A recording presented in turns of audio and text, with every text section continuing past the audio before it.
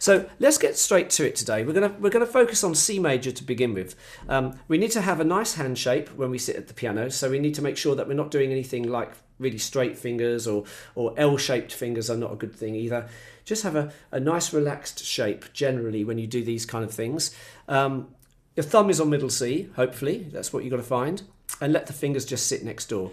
Now, some people, if they've never ever played any scale, might want to just practice doing 5 notes. You know, slowly. Just to kind of make sure that the fingers are kind of behaving themselves. But if we do the proper scale, we're going to work on an 8-note scale. We're going to go from C to C. So what we're going to do, we're going to start on middle C with our thumb. We're going to play the first 3 fingers. And then the thumb is going to move underneath the 3rd finger onto F. And then as I'm on F with my thumb, this part of my hand just shifts over a little bit and continues upwards. I'm going to show it again going up, starting on C. So once I've got to E, thumb goes underneath to F. And then we have to kind of leave the thumb on the F, regroup the hand. And with practice, you can make that sound a bit more sort of like flowing. And one useful thing to be aware of is as you're playing the scale, the thumb can kind of follow underneath a little bit. Now you might not be able to see with this camera angle, but the thumb is going underneath a little bit as I'm playing. So, but by the time I need to hit the F, it's kind of very close by. And then you end up with this. You know, you can eventually go really fast. Of course, you can play a scale a lot further up the piano. You can keep on going.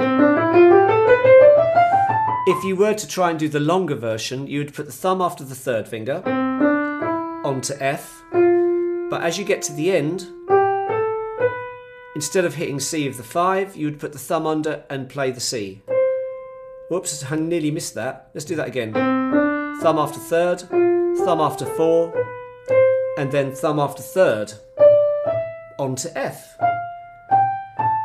And this length is a very standard way of playing scales. You know, you get a good opportunity to have a good run up and down. You know, just doing 1 octave, C to C,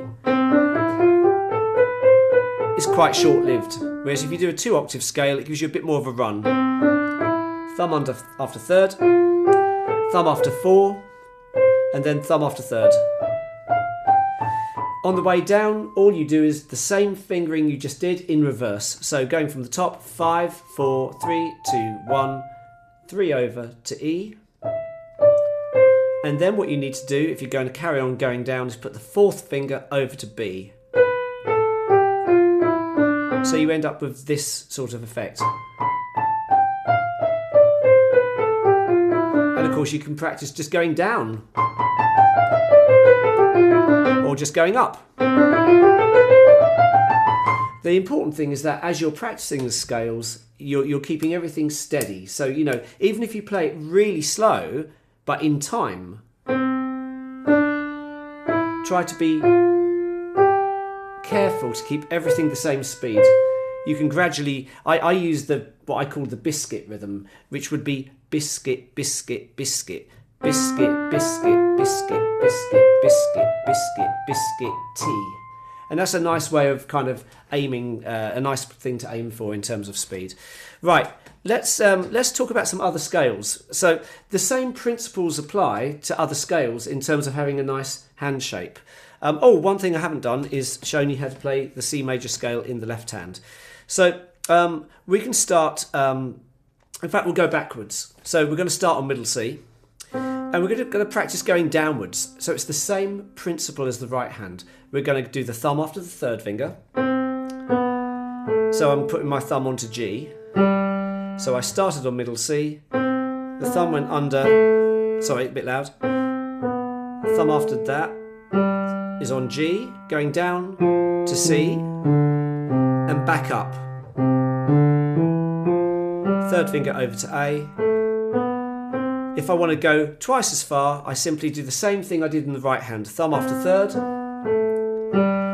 thumb after 4, taking me to C, and then thumb after third. And of course, I can walk up with the same fingering I just did. 5, 4, 3, 2, 1, 3 over. When I get to C, my fourth finger can go over to D, and then my third finger onto the A. So after a while you can practice that. You can either go down, and again I'm trying to make my thumb sort of follow underneath a little bit as I play. So then as I'm playing the other notes, my thumb is secretly kind of following underneath, tucking under the hand a little bit.